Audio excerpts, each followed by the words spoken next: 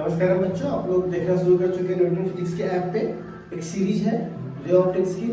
अब सवाल यहाँ पर ये उठता है बच्चों कि अभी हम लोगों ने लास्ट क्लास तक प्रिज्म का कुछ चीजों के बारे में चर्चा की थी। जैसे कि मैं आपको बता दूं, ठीक है, कि हम लोग बात कर रहे थे प्रिज्म के बारे में, है ना।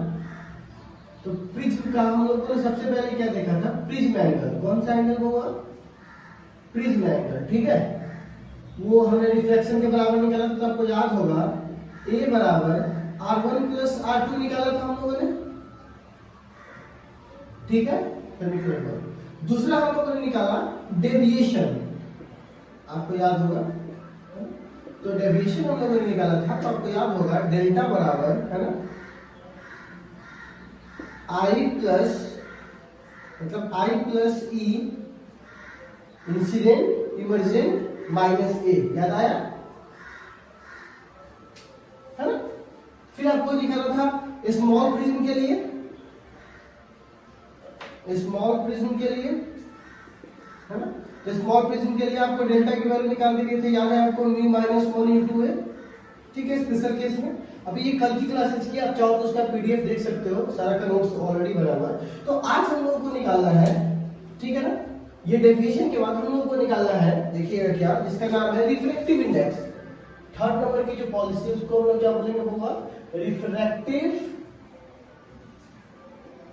इंडेक्स, ठीक है, यानी म्यू, ठीक है।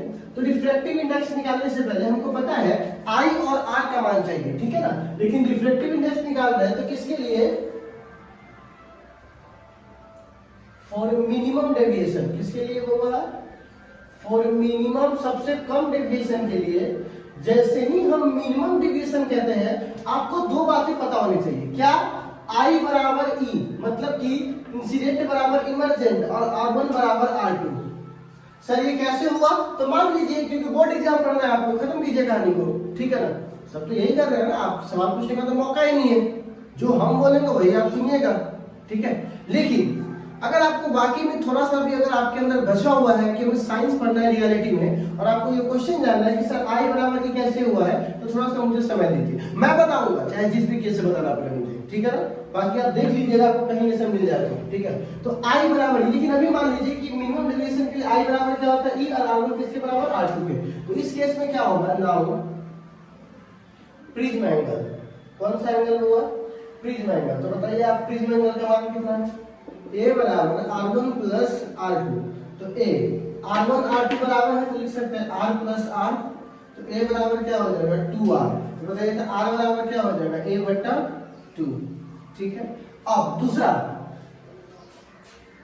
प्रिज्म एंगल के बाद डेविएशन, ठीक है, डेविएशन। तो डेविएशन का मान कितना है? डेल्टा मिनिमम बराबर I बराबर E है। अब पूरा फॉर्मूला लिख लेते हैं। तो बताइए, डेल्टा M, ये उधर आएगा तो प्लस हो जाएगा, और I प्लस E दोनों बराबर है, दोनों को I लिख सकते हैं, I प्लस I 2I। तो बताइए I बराबर कितना हो जाएगा? I बराबर हो जाएगा डेल्टा मिनिमम प्लस A बटा 2। तो अभी हम लोगों ने किस किस का मान निकाल लिया है? तो अभी हम लोगों ने निकाला है A बटा 2 का मान, सॉरी R का मान और I का मान। कहाँ रख देंगे? फ्रॉम स्नेल्स लॉ,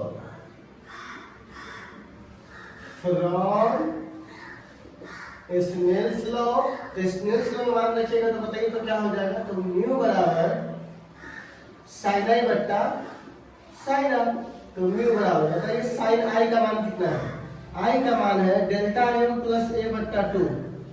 अच्छा, और R का मान साइन A बट्टा 2, नीचे निकल गया। तो यह आपको प्रूफ करने के लिए बोलता है। शुरुआत जिस दिन बोर्ड के लिए पढ़ाए थे, सबको एक ही में लपेट लिए थे, लेकिन यहाँ पे मैंने सेक्शन बाय सेक्शन इसको पढ़ाई पे, और बहुत से केसेज है। लेकिन अभी हम कहाँ आएंगे? इसके थोड़ा सा ग्राफ थे, ठीक है। तो ग्राफ एकदम बहुत ही सिंपल सा ग्राफ है, बना देते हैं कि देखो क्या होगा कि एक होता है I1, एक होता है I2। ये I का है और ये डेविएशन का है। तो ये डेविएशन है, तो मान लेते हैं डेविएशन I1 पर इतना है, जितना I1 पर उतना ही I2 पर है, ठीक है। तो जब ये नीचे आता है, ठीक है, तो I1 और I2 को हम लोग I मान लेते हैं। कितना मान लेते हैं बुआ? ना I1 ना I2, दोनों के बीच में क्या मान लेते हैं I2, क्योंकि सब बराबर हो जाएगा। अब इस केस में डेल्टा मिनिमम, तो डेल्टा मिनिमम में क्या देखिएगा, डेल्टा होगा जब I1 और I2, I1 पर डेल्टा तो I2 पर भी क्या मिलेगा डेल्टा, दो जगह डेल्टा। खैर इस ग्राफ पे बहुत ही चर्चा करना है, इसको हम लोग कभी साइड में देखेंगे। जेईई मेंस में एक सवाल इसलिए आपको बता दिया कि डेविएशन का और आई का ग्राफ ऐसा होता है, ठीक है। अब क्यों होता है इसकी जानकारी मैं आपको दे रहा हूँ, पहले आप इसको समझिए कि सर, क्योंकि एक साथ में दो चीजों को नहीं लिख सकता, सवाल है कि सर I बराबर E कैसे हुआ है, ठीक है। तो आपके पास मैं क्या बोला हूँ, पढ़ाई को छुपाने है, पढ़ाई को दिखाने, सब मास्टर के हाथ में होता है, ठीक है। मैं I बराबर E बोला हूँ, ठीक है। अगर इसकी जानकारी नहीं हो तो सीधे बोलता I बराबर E, I बराबर E, I बराबर E, मान लो होता है और आपको एक इसी के किसी और बात पे ले जाकर इस पैकेज को हटा देते, ठीक है। लेकिन अभी हमारा पूरा फोकस रहेगा I बराबर E पर। जानना है आप लोगों को, हमको लगता है जानना ही हो, क्योंकि जब इसे लिखा हुआ ऑलरेडी है, मैं आपको नोट्स दे दूंगा। जो लोग भी न्यूटन वगैरह से पढ़ रहे हैं उसको पता है कि आप अपनी क्वालिटी में कभी समझौता मत कीजिए, ठीक है। क्योंकि क्वालिटी से समझौता आपको बोर्ड एग्जाम पास कराएगा। बोर्ड एग्जाम का नया शिक्षा नीति जो आया है उसके तहत आपके लिए पास करना थोड़ा आसान हो जाएगा। मैं उस पर कभी चर्चा करूंगा, शिक्षा नीति पे भी एक वीडियो बनाऊंगा सेपरेटली, ठीक है। तो उस पर हम लोग बात करेंगे, लेकिन अभी वहां नहीं, ठीक है। अभी मैं उस पर बात नहीं करूंगा, संडे को बात करूंगा उस पर, ठीक है। तो अब सवाल है कि अब सवाल है कि सर I बराबर E कैसे होगा, ठीक है। इसको हमको प्रूफ कीजिए, ठीक है। इसे क्या करके दीजिए, प्रूफ करके। अब हमको एक बात बताइए, ठीक है ना, फ्रॉम डेविएशन, कहां से होगा, डेविएशन से। एकदम सिंपली देखिएगा, डेविएशन बराबर क्या होता है फॉर्मूला, I प्लस E मतलब I2, ठीक है, माइनस A। अभी मैंने लिखवाया था, कोई दिक्कत है नहीं। एक बात बताओ, शुरुआत का जो I होगा वो कांस्टेंट होगा। जब कोई लाइट रे प्रिज्म के अंदर जाएगा तो उसकी जो इंसिडेंट रे, हमको इंसिडेंट का जो एंगल रखना है वो कांस्टेंट रखना है, ठीक है। होता भी है, लाइट बार के छोड़ दिया हुआ है, ठीक है। तो क्या बोलेंगे, इफ I इज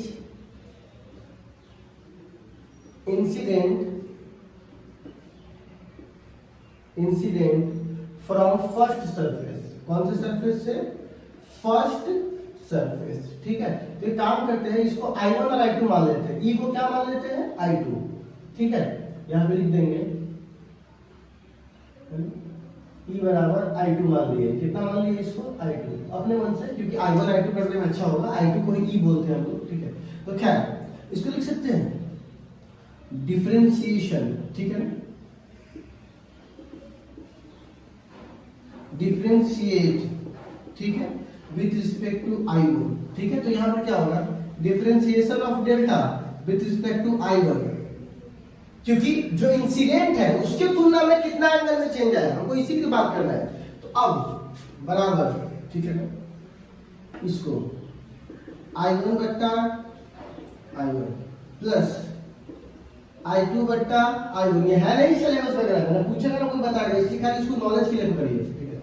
बट्टा DA बट्टा DI1, डिफरेंस डेविएशन 0, क्यों, क्योंकि डेविएशन कांस्टेंट है, क्योंकि इंसिडेंट कांस्टेंट है, डेविएशन भी क्या है, कांस्टेंट। आपको याद होगा यहाँ पर ऐसे वाला में याद है, ठीक है। तो ये डेविएशन एंगल जो था ये कांस्टेंट था, बदलने वाला नहीं है। तो डेविएशन कांस्टेंट 0, I1 से I1 कट जाएगा 1, ये रह जाएगा I2 बट्टा DI1, और ये भी कांस्टेंट, क्योंकि प्रिज्म का जो एंगल वो बदलने वाला नहीं है। तो ये भी क्या है बाबू, कांस्टेंट। तो यहां पर लिख सकते हैं क्या, DI2 DI1 बराबर -1, समीकरण फर्स्ट, ठीक है। तो यहां से हमने क्या निकाला, I2 बट्टा I1 बराबर -1। अब बोलेंगे नाउ, अब हम सब लोग जानते हैं प्रिज्म एंगल, कौन सा एंगल होगा, प्रिज्म एंगल। तो प्रिज्म एंगल में क्या होता है, A बराबर R1 प्लस R2, ठीक है। अब देखो हमने यहाँ पर क्या लिया है, इंसिडेंट, तो यहाँ पर भी रिफ्लेक्टेड एंगल कौन होगा, R1। तो यहाँ पे अब बोलेंगे differentiate with respect to R1, ठीक है ना। अब बोलेंगे now differentiate with respect to WRT R1, ठीक है। तो बताइए DA बट्टा DR1, DR1 बट्टा DR1 प्लस DR2 बट्टा DR1, ठीक है, ये तो कांस्टेंट है, ये क्या है बच्चों, कांस्टेंट, ये क्या हो जाएगा 0, ठीक है। ये कितना हो जाएगा 1 प्लस ये कितना हो जाएगा dr2 बट्टा dr1। तो बताइए लिख सकते हैं dr2 बट्टा dr1 बराबर -1, समीकरण दूसरा, तो लिख सकते हैं। अब फर्स्ट देखो, इसका भी राइट हैंड साइड -1 है, इसका भी राइट हैंड साइड -1 है, मतलब लेफ्ट हैंड साइड बराबर होगा, तो क्या बोलेंगे इक्वेटिंग, अभी नहीं आया तो रुक जाओ, first is equal to second, तो आप लिख सकते हैं di2 बट्टा di1 बराबर dr2 बट्टा dr1, ठीक है, ये समीकरण तीसरा है, ठीक है। अब हम लोग क्या कर रहे हैं, दो सरफेसेज है, एक पहला वाला है दूसरा वाला, तो अब from Snell's law, from Snell's law, ठीक है ना, फॉर फर्स्ट सरफेस, कौन से सरफेस के लिए, पहले वाले सरफेस के लिए, आपको पता है ना फॉर्मूला होता है sin i बट्टा sin r बराबर μ2 बट्टा μ1। अब ध्यान से देखो, आने वाला i1 था, जाने वाला r1 है, इस वाले पिक्चर में देखिए तो इसको, ये i1 ठीक है ना, और ये r1, ठीक है। तो अब देखो, और किस में जा रहा है, तो हवा से जा रहा है, किसमें, प्रिज्म में, तो प्रिज्म का म्यू और हवा से जा रहा है तो 1, तो बताइए साइन i1 बराबर क्या हो जाएगा म्यू इंटू साइन r1, ठीक है, साइन i1 बराबर म्यू इंटू साइन r1, ठीक है। और हमको सारा प्रक्रिया कॉस में करना है, क्योंकि हम सभी डिफरेंशिएशन के फॉर्म में काम कर रहे हैं, ठीक है, तो क्या बोलेंगे डिफरेंशिएट, देख नहीं रहे हो यहाँ पे i1 है, तो जब तक हम यहाँ से i1 को डिफरेंशिएट नहीं करेंगे, हमको ये वैल्यू इस फॉर्म में डिफरेंशिएशन के फॉर्म में नहीं आएगा, तो डिफरेंशिएट करना है,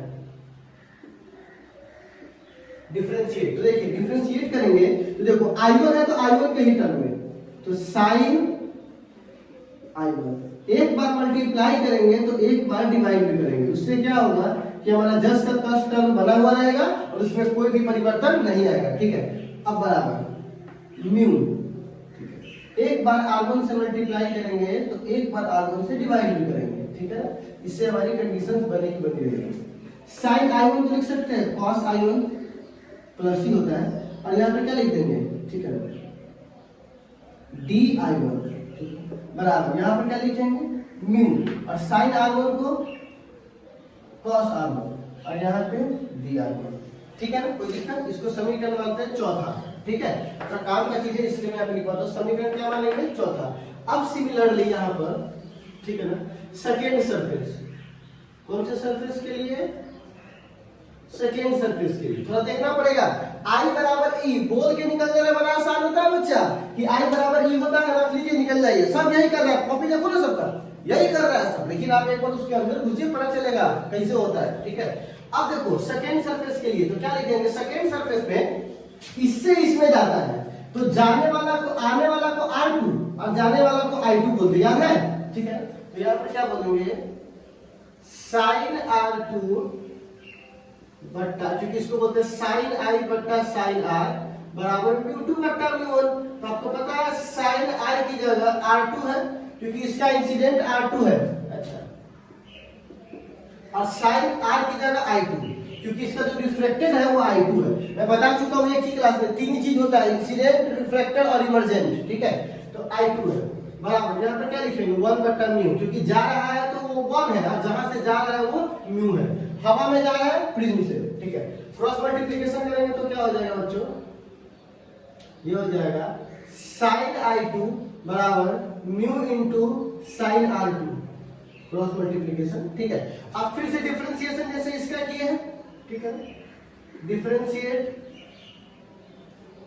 तो डिफरेंशिएट करेंगे तो क्या हो जाएगा d sin i2 बट्टा di2 और इंटू di2, एक बार मल्टीप्लाई तो एक बार डिवाइड, ठीक है, इससे क्या होगा हमारा टर्म में कोई चेंज नहीं आएगा, ठीक है, म्यू sin r2 डिफरेंशिएशन में dr2 dr2, ठीक है। sin i2 को हम लोग क्या बोलते हैं cos i2, और इसे क्या लिखेंगे di2 बराबर, इसको क्या लिखेंगे म्यू इंटू cos r2 और इंटू dr2, इसको समीकरण 5वां, ठीक है। अब समीकरण 5वां को डिवाइड कर देंगे चौथा से, समीकरण 5वां किससे डिवाइड हो जाएगा? चौथा से, ठीक है ना। तो चलिए इसको लिखते हैं, इसको मिटा देते हैं।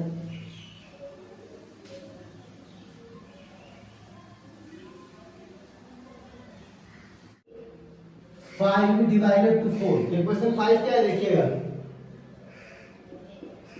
cos I2 इंटू di1 बराबर mu into cos R2 into dr2, ठीक है। अब समीकरण 4 क्या है, तो 4 देखिए, cos I1 into di1 mu into cos R1 into dr1, mu से म्यू कट जाएगा, तो यहां से लिख सकते हैं cos I2 बट्टा cos I1 और di2 di I1 बराबर cos R2 cos R1 dr2 dr1। हम इसको काट सकते हैं, पूछिए कहां से, यहां से। ये वाला टर्म इसके बराबर है, तो ये वाला टर्म इसके बराबर तो यहीं से आया, तीसरा से इसको काट सकते हैं, तो हमारे पास क्या बच जाएगा, cos I2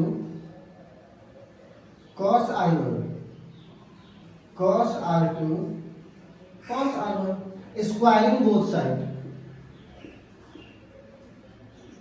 squaring both side, यहां भी स्क्वायर, यहां भी स्क्वायर, यहां भी स्क्वायर, यहां भी स्क्वायर। तो आप लिख सकते हैं cos square I2 cos square I1, पताव हो सकता है, लेकिन मैंने क्या बोला, कैरियर तो आप ही के हाथ में। देखो एक बार ध्यान से कैसे कैसे मैं स्टेप चल रहा हूँ, आपको मन मार के देखना ही पड़ेगा। cos R2, अगर आपको लगता है कि सब चीज बकवास से नहीं देखने में तो मिटा दीजिए, कहाँ है ये, कौन कर रहा है ये, पागल है, तो न्यूटन तो पागल है जो कोना बैठ के सब काम कर रहा है अपना आराम से, ठीक है ना, क्या फर्क पड़ता है उसको मार्केटिंग का। अब देखो cos स्क्वायर थीटा, तो cos स्क्वायर थीटा का क्या होता है, 1 माइनस साइन स्क्वायर थीटा बट्टा cos स्क्वायर थीटा का 1 माइनस साइन स्क्वायर थीटा, ठीक है ना। अब r को i में बदलना है, तो r को i में बदलने का कुछ उपाय होता है, देखिए कैसे हम r को i में बदलते हैं, ठीक है। इससे क्या होगा, हमारा सारा का सारा टर्म इंसिडेंट के रूप में आएगा, ठीक है, क्योंकि हमको जो रिलेशन लाना है वो इंसिडेंट के रूप में लाना है कि i बराबर i1 बराबर i2 है, इंसिडेंट के रूप में कैसे आएगा। तो आपको पता है अच्छे से कि साइन पहले वाले फेज के लिए साइन I1 बट्टा साइन R1 बराबर म्यू होता है पहले वाले फेज के लिए, पहले सतह से, पहला I1 है दूसरा R1 है, यहां भी देखते हैं ये वाला है ना, ये तो लोग देखते हैं ये I1 है, ये R1 है, ये R2 है, ये I2 है, ठीक है, और ये म्यू है। तो ये पहला I1 ये I1 R1 म्यू, ठीक है। तो बताइए साइन R1 बराबर क्या होगा, साइन I1 बट्टा म्यू, म्यू इधर चला जाएगा, यहाँ चला जाएगा, ठीक है। अच्छा, सिमिलरली अगर मैं सेकेंड फेज के लिए करता हूँ, फर्स्ट फेज अगर सेकेंड सरफेस के लिए करता हूँ, तो देखो तो साइन, क्योंकि इंसिडेंट यही है R2 और रिफ्रैक्टेड कौन है I2, और किससे किस में जा रहा है, तो हवा में जा रहा है, कहां से, म्यू से, अभी तो बताए थे। तो बताइए तो यहां से क्या हो जाएगा, साइन I2 साइन R2 बराबर साइन I2 बट्टा म्यू, ठीक है। तो हमने साइन R1 का मान निकाल लिया, साइन R2 का मान निकाल लिया, इस दोनों का मान को यहां रख दे, ठीक है। तो अब यहां पर क्या बनने वाला है, इस दोनों के मान से cos square I2 cos square I1, तो यहां पर क्या होगा 1 माइनस साइन स्क्वायर R2 के जगह साइन स्क्वायर I2 बट्टा म्यू का स्क्वायर, क्योंकि ये पूरा का स्क्वायर हो जाएगा, स्क्वायर को बट्टा 1 माइनस साइन स्क्वायर R1, तो R1 के मान कितना है, तो स्क्वायर है तो दोनों पर स्क्वायर हो जाएगा, तो क्या लिखेंगे साइन स्क्वायर I1 बट्टा म्यू का स्क्वायर, ठीक है। अब हम बट्टा पर का जोड़ करेंगे, ठीक है, एकदम बेसिक सा कॉन्सेप्ट है, I2 बट्टा cos स्क्वायर I1 बराबर mu square minus sign square I2 बट्टा म्यू स्क्वायर, बट्टा पर का जोड़ इस पड़ेगा, अब बट्टा म्यू स्क्वायर साइन स्क्वायर 1 बट्टा म्यू स्क्वायर से म्यू स्क्वायर कट जाएगा, यहाँ पे हो जाएगा cos स्क्वायर I2 बट्टा cos स्क्वायर I1 बराबर mu square minus sign square I2 बट्टा mu square minus sign square I1। ठीक है, अब हम लोग क्या करेंगे, इसको भी चेंज कर देंगे। कैसे चेंज करेंगे, इसको जरा देखिए तो cos स्क्वायर I1 को लिख सकते हैं 1 माइनस साइन स्क्वायर I2। अच्छा, इसको लिख सकते हैं 1 minus sign square I1। cos square theta को 1 minus sine square theta, 1 minus sine square theta. यहाँ I2 था, यहाँ I2 लिखे, यहाँ I1 है तो यहाँ I1 लिखे, क्रॉस मल्टीप्लिकेशन कर देते। ठीक है ना। अब क्रॉस मल्टीप्लिकेशन करने से क्या फायदा मिलेगा तो उसको देखिए। तो क्रॉस मल्टीप्लिकेशन से फायदा मिलेगा कि 1 माइनस साइन स्क्वायर I2, ठीक है, और एक तरफ ये चला जाएगा तो mu square sine square I1, ये इधर चला जाएगा।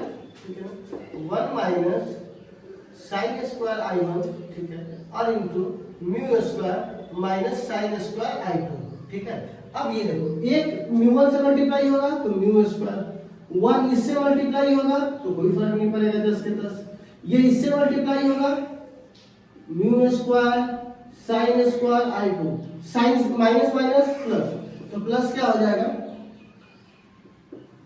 Sine square I2 into sine square I1।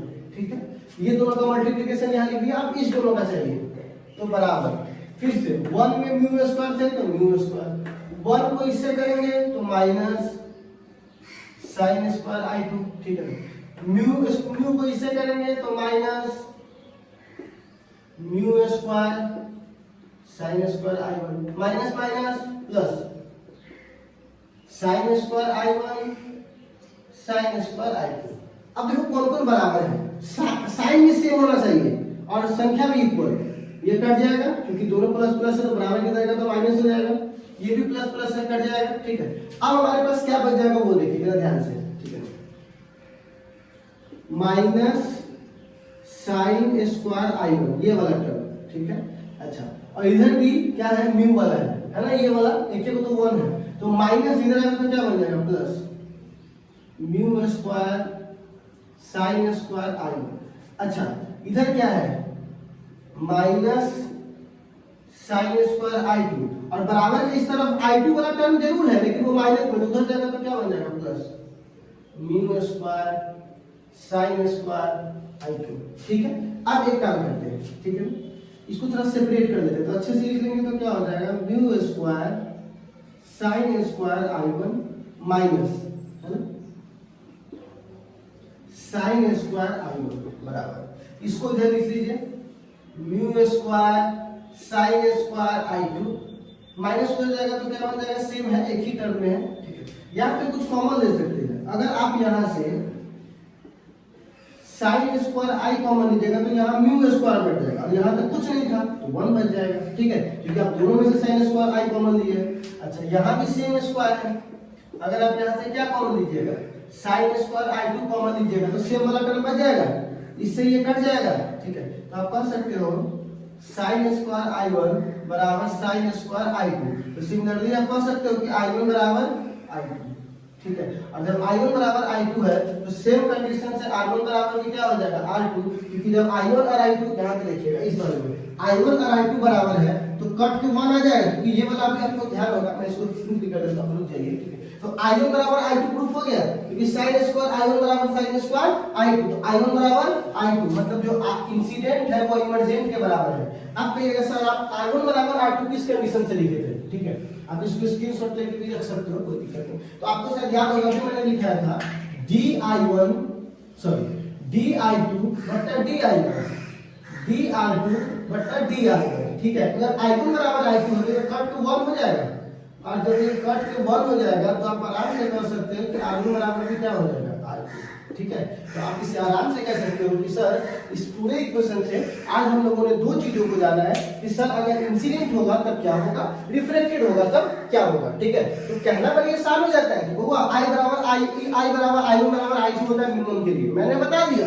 लेकिन इसके पीछे की कहानी आपको पता है, ये छुपाया हुआ था। अगर यही बात न्यूटन बता दे तो न्यूटन वाला की पढ़ाई भारी है, जो ना बताए उसी पर चिल्ला के हंसी मजाक करवा दे तो बड़ी हल्का पढ़ाते हैं सर, ये बोर्ड लेवल में नहीं पढ़ाइएगा। अरे बोर्ड और IIT क्या होता है भाई, आप इसको ऐसे समझिए, बोर्ड और IIT मत करिए।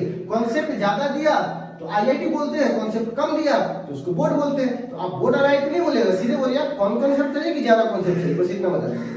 कम कॉन्सेप्ट चाहिए तो फिर भी हम प्रूफ कर देंगे, ज्यादा चाहिए फिर भी प्रूफ कर देंगे, ठीक है। तो खैर अभी आप लोगों ने आज की क्लासेस ये देखा होगा कि हम सारी बातों को प्रिज्म को पढ़े हैं, तो I बराबर E निकालने के लिए।